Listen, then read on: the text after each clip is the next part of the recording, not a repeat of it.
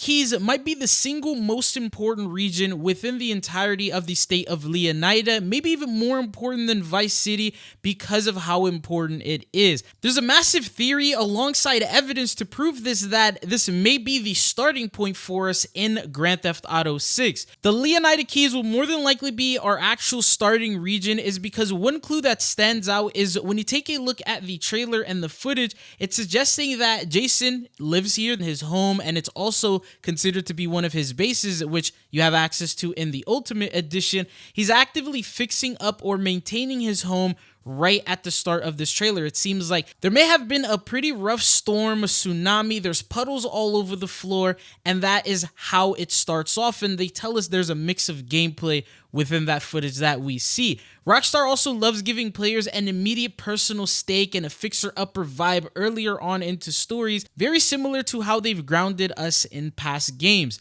Starting off here also makes the perfect narrative sense because it gives us time to get to know Jason, who is one of our main protagonists, his roots, his low-key lifestyle, the small-time criminal world before everything spirals into bigger chaos with Lucia as well as Vice City. A slow, grounded opening in the Keys would let players learn boat handling, local relationships, and environmental awareness before the map fully opens up. And we know that you're gonna have some alone time as Jason to get to understand the story first, is mainly because we see that Lucia is in jail and then she ends up getting bailed, or I guess finally released out by Jason. And so you're playing, that's probably gonna be one of your missions, maybe second or third mission, where you're gonna go out there, you're gonna free her, and then boom, that is the second protagonist, and then things start shifting from here and getting bigger.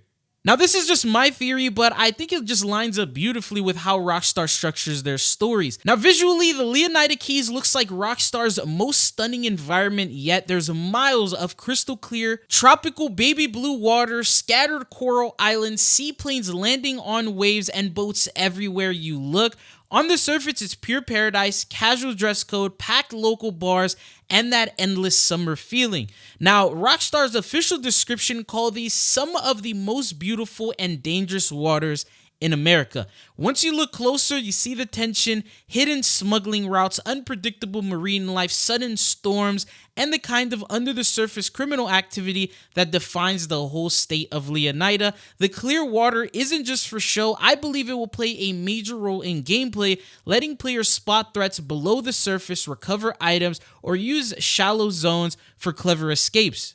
Right into the heart of this island chain sits Key Lento in the Mariana County, Jason's early game home. Picture sun-faded waterfront houses built on stilts to survive storm surges, boats docked where cars would normally park, and a tight-knit community where everyone knows everyone's business. It's literally the exact opposite of Vice City that we talked about the other day, with all the lights, the parties going on, the buildings that you're walking into, and the crowds. And so this is more isolated and slow. Now you've got a muscle car, a dirt bike, a kayak right under your house, which is a part of the Ultimate Edition and what you're given. And so it's a real lived-in starting safe house. And it's probably going to be that location that you're going to return to in between jobs that you do. The deliberate slower pace here isn't a flaw. It's the point that Rockstar wants you to feel the rhythm of the island life before the tempo ramps up and things start to get crazy.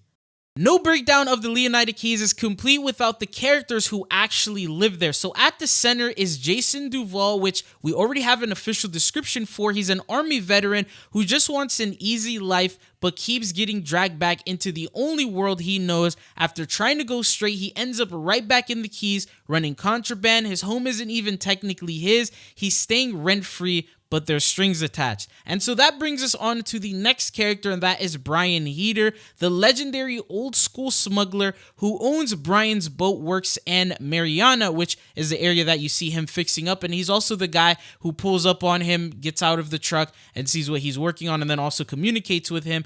But on the outside, he looks like a relaxed beach type of bum with his big shark tattoo and Hawaiian t-shirts, but in reality, he's sharp, patient, and still moves serious weight. Now, he stepped back from the most dangerous runs and now uses younger guys like Jason for the heavy lifting. His wife Lori is usually around too, adding that family-run criminal business feel to it. And then there's also Cal Hampton, Jason's paranoid conspiracy theorist buddy. There's always got to be that wacky guy there. While he looks like he's just drinking beers on the couch all day, he's actually an asset. He's constantly moving Coast Guard frequencies and giving crews real-time intel on safe passages. And now these three are pretty much like a group. They work together. They give the Keys a strong early game cast that feels personal as well as grounded. And then there's also the smuggling operation that they're doing. So Brian's Mariana looks like a legitimate, if run down, boat repair shop on paper. You actually see the sign and it tells you, but in the meantime, you see at the bottom, it looks like they're moving something. So there's a lot going on behind there. And we've already seen Jason and Cal loading crates onto seaplanes under cover of darkness. This is classic Keys crime, small scale but risky, with old school roots going back to the golden age of running product through these islands. Now, beyond the main crew, the region feels alive. Expect fully enterable spots like the Rusty Anchor dive bar, complete with detailed interiors. We've seen multiple photos, pieces like from trailer footage. There's local swapping, stories, sticky Florida Keys atmosphere, the wildlife, changing weather. There's boat traffic, random events that should make an island feel like a breathing ecosystem rather than static scenery. Once again, just like Vice City, what they're doing here is they're making it feel alive whether you are there or not. Things will happen. The AI got their own story going on. They're working on their own thing, and they're going to live their life. So this is where Rockstar's generational leap in world building shines. Now, in the bigger picture, the Leonida Keys are just one of several regions in the state alongside Vice City, the Grass River Swamps, Port Gellhorn, and the rest of them. But they serve as crucial roles as the southern tropical getaway, a place that contrasts where small-time island hustle eventually connects to big city ambition. So water won't be a barrier here. It will be more like a highway. Mastering boats, seaplanes, and coastal routes early on will likely pay off hugely once you start moving between the different regions. The Keys give players to a home base, a set of core skills before the map explodes in scale. And so I personally believe that the Leonida Keys is not just like filler content like many people were thinking that it was, but this could be the perfect opening chapter for Grand Theft Auto 6, a place where Jason fixes up his house, he builds relationships, learns the ropes literally and figuratively, and then gets pulled deeper into a life that he can't escape. The combination of a beautiful scenery, hidden danger, and personal stakes makes this region feel super special. Now, if Rockstar starts here, it will be one of the smartest storytelling choices, in my opinion, that they've ever done. But what do you think? Does the game open in the Keys or somewhere else? Drop your theories in comments down below. Let me know which region you guys want me to talk about and break down next. But thank you guys for watching. Stay tuned for more deep dives before November 19th's official release when it comes to Grand Theft Auto 6. We may also get more marketing and more intel and story drops in which we can cover here on the page. But that's it for this video. Hope you guys found it informative, and I'll see you guys again. Peace.